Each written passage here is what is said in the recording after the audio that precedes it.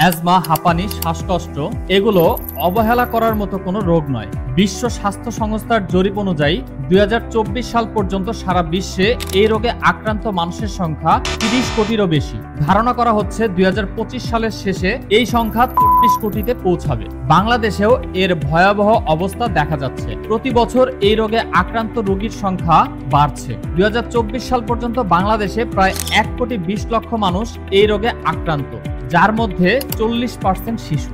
বয়স্কদের নানা কারণে এই রোগ হতে পারে, কিন্তু শিশুরা কেন আক্রান্ত হচ্ছে? এর পেছনে অন্যতম কারণ হলো ধূমপায়ীদের সংস্পর্শে থাকা।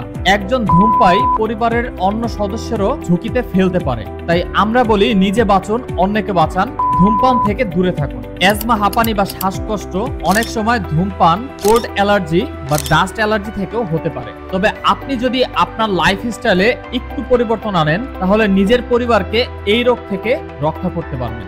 আপনি বা আপনার পরিবারের কেউ যদি এই রোগে ভুগে থাকেন, তাহলে আমাদের কাছে রয়েছে এর জন্য একটি কার্যকর ন্যাচারাল প্রাকৃতিক অ্যাজমা সমাধান। নিজে সেবন করুন, পরিবারকে দিন। মাত্র 7 দিনের মধ্যে ইনশাল্লাহ আপনি দেখবেন সুস্পষ্ট পরিবর্তন। আর দেরি না করে এখনই আমাদের পেজে মেসেজ করুন অথবা কল করুন এই নাম্বারে।